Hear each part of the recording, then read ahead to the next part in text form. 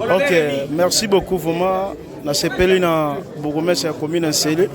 Abengisi biso ba chef coutumier na ba groupement ndeto sololi toza susu na deuxième rendez-vous ezali ya vendredi tozala susu a na même salle na ba 10h pona ko sola pona ko bongisa coutume vraiment eleki malamu na pesi mbote na ba chef coutumier ba présenter na ba groupement ba présenter eleki vraiment bien makasi. Merci beaucoup. Réseaux sociaux ko sabiso mingi dikamusu solo ba minga folo bela face ay ba ke mabena eza boye ezate ko alerter na ba réseaux sociaux et ça fait na propreté mais to sepeli mingi les mugumeta sali to c'est le rendez-vous ya vendredi nde to koyeba ndenge ni ko le kalisusu mingi vraiment ko lobeza te to sera vendredi chef coutumier na Bouma chef Moyindo Dragon Noir kontina biso ndenge vraiment azo sangisa biso ba coutumier moi ba o msu bazo bunga ba conseil azo pesa biso en tout cas vanda na mitu na biso to yeba ndenge nini ya ko changer par rapport ya ndenge mo kontina biso ya commune Nsele alingeli.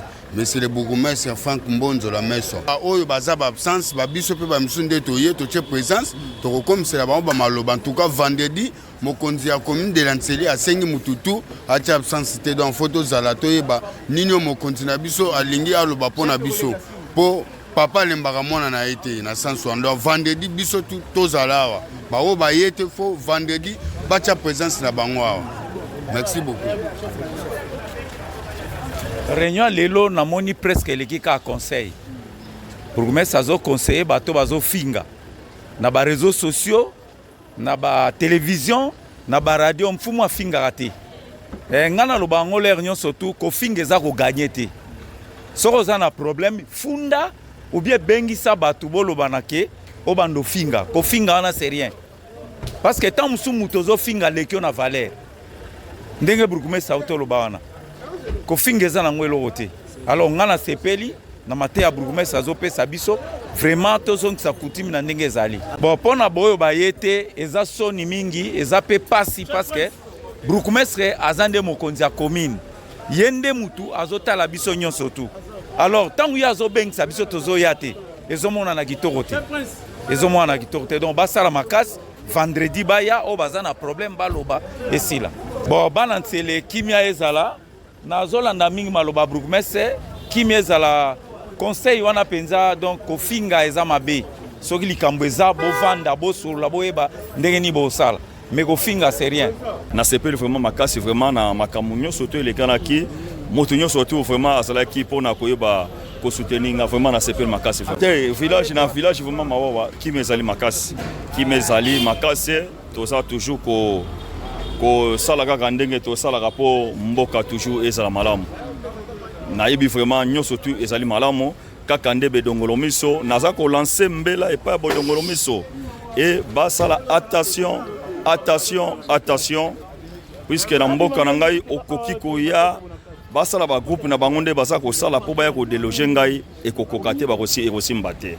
Donc soki motozali eyandro lobi ke non pouvoir ezali ayo mais ke na ba cours de tribunal ke ko funda ngai to samba batala ke non nani mutazali na droit ali moko na kati ya groupement Bouma kuna na commune Nsele vers ki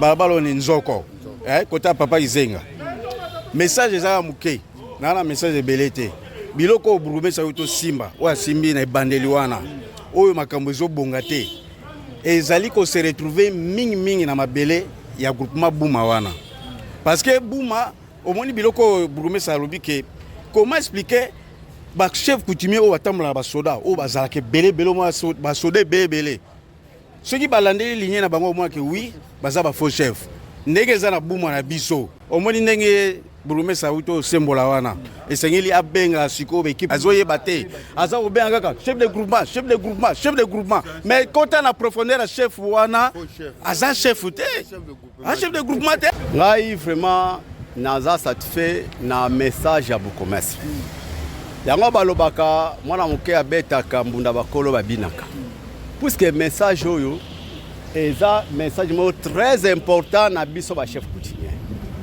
pouvoir ya biso ba chef coutumier ya pouvoir basakana na côté. Mais lelo mutazu pouvoir ayebi tine azu pouvoir te.